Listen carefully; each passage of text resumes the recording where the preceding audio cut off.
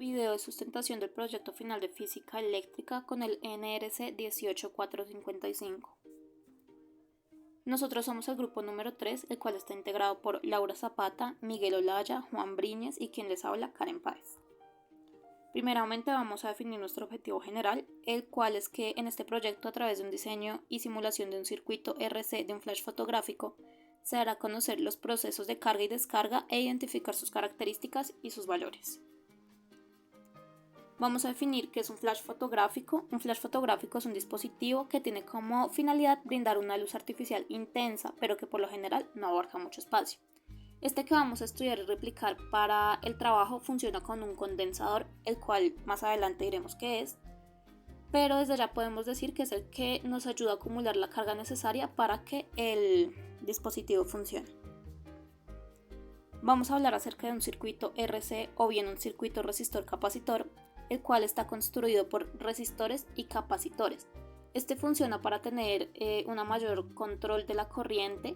La corriente varía con el tiempo. En el momento cero, el capacitor está descargado, pero con el pasar de tiempo, el condensador inicia a almacenar la energía. La carga y descarga de este tipo de circuitos se puede usar para generar impulsos de voltaje de baja y de media frecuencia. Por esto, este tipo de circuitos nos va a funcionar para realizar el circuito de nuestro flash fotográfico. También dentro de nuestro circuito vamos a usar ciertos materiales, los cuales vamos a definir aquí y más adelante. Primeramente, ¿qué es un condensador? Un condensador es un dispositivo que se usa en la electricidad y en la electrónica, el cual es capaz de recoger y almacenar cierta energía eléctrica. Y también, ¿qué es una resistencia? Una resistencia en un circuito eléctrico es el objeto el cual se opone al paso de la energía para que el circuito eléctrico no sufra sobrecargas. En las imágenes podemos ver respectivamente qué es un condensador y qué es una resistencia. Y en la resistencia también podemos ver la manera en la que se ilustra en un diagrama. Tenemos la resistividad o resistencia, que se refiere a las características que cada material tiene para oponerse o no al paso de la corriente. Estas se miden ohmios por metros. Y esta nos sirve más que nada para identificar cuando un material es o no es buen conductor. Tenemos conexiones de resistores. Hay dos maneras en las que se conectan, que es en serie, la cual se caracteriza porque todos están conectados uno tras otro, por lo que la corriente pasa a través de ellos de la misma manera. Esta es la segunda imagen. Y en paralelo, la cual se caracteriza porque los extremos de las resistencias van unidos al mismo punto. Aquí lo podemos ver en la primera imagen. También tenemos la capacitancia, la cual es la mayor cantidad de voltios que un dispositivo puede almacenar y recolectar. Esta capacitancia se puede calcular de la forma que vemos en pantalla. Aquí se expresa C como la capacitancia, Q como la carga y Q está sobre el cambio en el potencial eléctrico. Aquí se pueden despejar Q y el potencial eléctrico. Buen día, en este caso yo les voy a hablar sobre cuáles son las leyes físicas que describen cómo se comporta un circuito RC. Bueno, principalmente las leyes que describen el comportamiento de estos circuitos son la ley de Ohm y la ley de Kirchhoff. La ley de Ohm es la que describe la relación existente entre los conectores eléctricos y asimismo su resistencia. Esta ley relaciona la diferencia de potencial, la resistencia y el potencial. En pantalla tenemos la fórmula que es I igual V sobre R, que esto significa que es corriente, que hace alusión a la I, la V es voltaje y la R es resistencia. Por otro lado están las leyes de Kirchhoff. Gracias a estas leyes es posible calcular el potencial eléctrico y asimismo pues la corriente en cada punto de un circuito eléctrico. La primera ley nos dice que la suma de las intensidades que se dirigen al nodo es igual a la suma de las corrientes que abandonan dicho nodo. Y la segunda, por otra parte, nos dice que la suma de la diferencia potencial a lo largo de un circuito cerrado es nula. Entonces aquí tenemos un claro ejemplo de ambas leyes. Por otro lado, les voy a hablar sobre el comportamiento de carga del capacitor y también el comportamiento de descarga del mismo. Inicialmente voy a hablar sobre la carga del capacitor. En esto, digamos que principalmente se tiene el capacitor pues descargado, se cierra el interruptor y asimismo la carga empieza a fluir produciendo corriente en el circuito. El capacitor pues obviamente se empieza a cargar. Una vez que el condensador o capacitor adquiere la carga máxima, la corriente se detiene en un circuito. En este caso, aquí hay un claro ejemplo del comportamiento del capacitor cuando se está cargando. Y aquí tenemos pues la suma, que en este caso es 0. Por otro lado, está el comportamiento de descarga del capacitor. Se considera ahora un capacitor que está cargado, porque pues lo que se busca es descargarlo. Este está cargado con una carga Q y una resistencia R. Y se cierra el interruptor 1. En este caso, el interruptor I. En este caso, la carga disminuye pues con el tiempo. Entonces aquí también se puede evidenciar un ejemplo de este. Y la ecuación para este ejemplo es esta, la cual nos da como un resultado 0. Bueno, las ecuaciones para resolver circuitos capacitivos y resistivos. Para los circuitos, digamos que es necesario hallar el voltaje y la corriente de cada elemento. Esto significa que necesitamos una doble ecuación que no dependa del número de elementos en el circuito. Estas ecuaciones vienen básicamente de 3 lugares. El primero, se obtiene la primera de las ecuaciones a partir de los elementos para cada componente. En segundo lugar, la ley de la corriente de Kirchhoff contribuye con n-1, n-1, minus, donde una ecuación es independiente y donde n es el número de nodos. La tercera es la ley de voltaje de Kirchhoff, contribuye con E menos N-1E menos N-1E, minus N minus 1, ecuaciones independientes donde E es el número de elementos. Si se juntan pues estas 3 ecuaciones, finalmente se halla el número correcto de las ecuaciones. Para los capacitivos, digamos que para observar la relación entre la corriente y el voltaje existen 2 formas de la ecuación. La primera es la que se ve acá y la segunda es esta integral. Bueno, C es la capacitancia, una propiedad física del capacitor. C es el factor de escala para la relación entre I y la división entre dB y dt. Y C determina qué tanta corriente genera una cantidad de dV sobre dt dada. Para los resistivos se puede hallar mediante la ley de Ohm. Digamos que a partir de esta se puede obtener la resistencia de un circuito resistivo. El cálculo de la resistencia requiere conocer los valores para el voltaje y también para la corriente del circuito.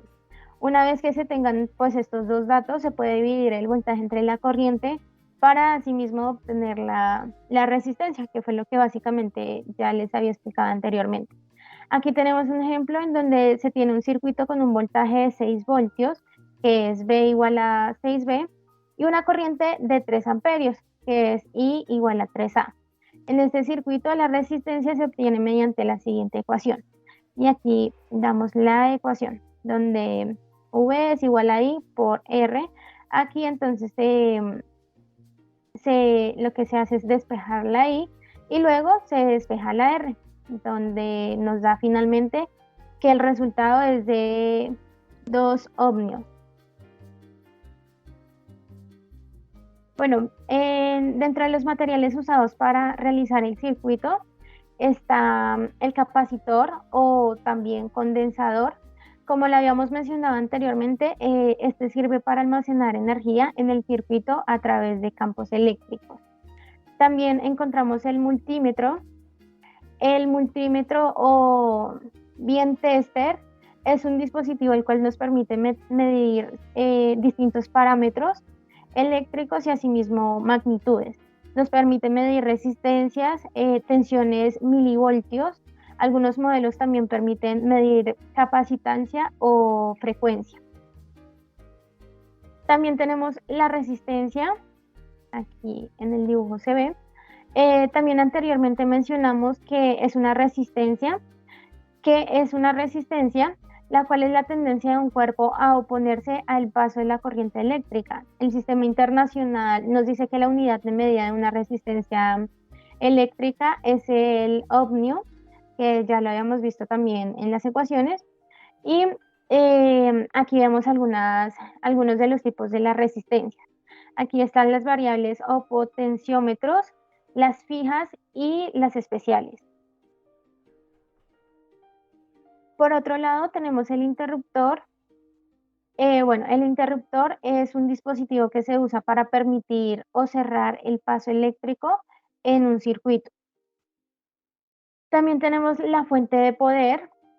La fuente de poder o una fuente de alimentación o de potencia es el dispositivo que se usa en la electrónica para brindar corrientes continuas a los circuitos que pues se le conecten a este dispositivo. Por otro lado tenemos el bombillo.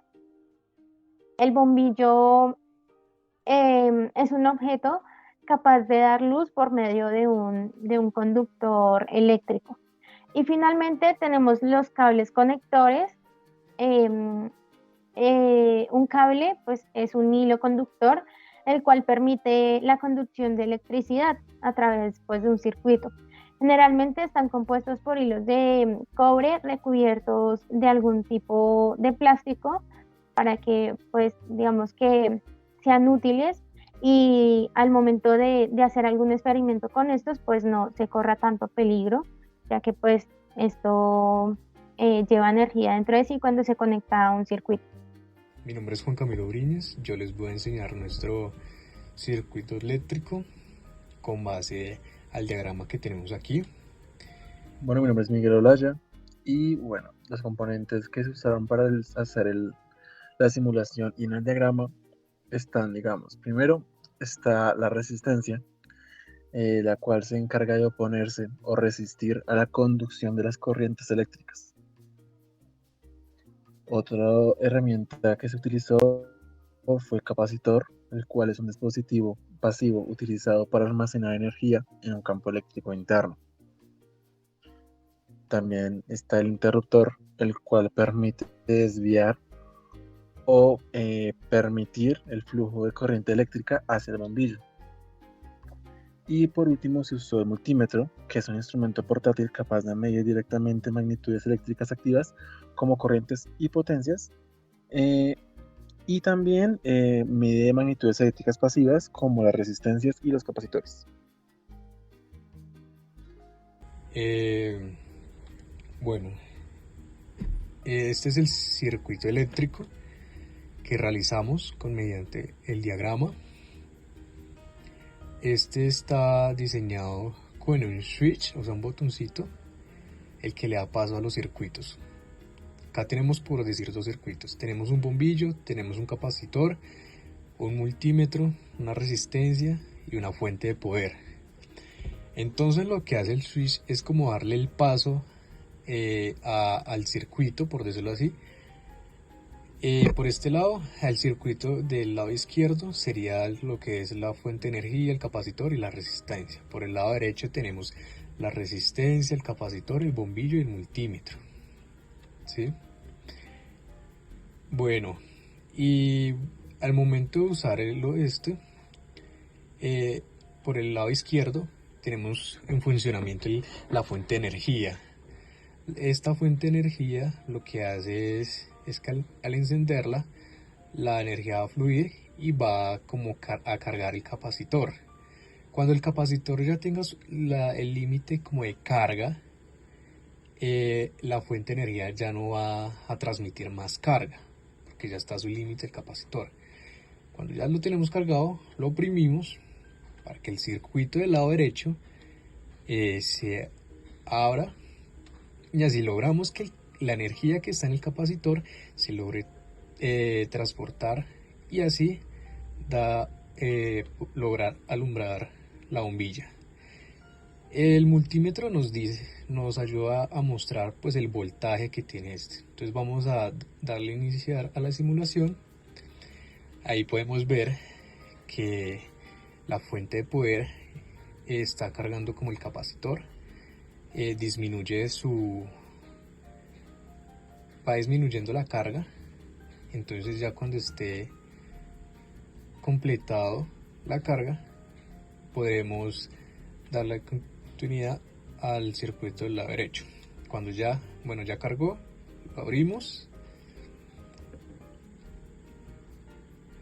y ahí nos alumbra la bombilla. El multímetro nos muestra como el voltaje va disminuyendo, pues porque el capacitor da la energía, pero pues obviamente se va disminuyendo hasta que llega a ceros.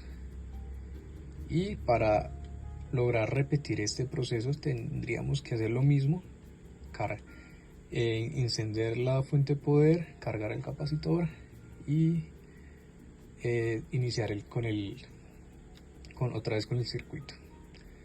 Bueno, esa fue la explicación del circuito eléctrico que realizamos. Muchas gracias.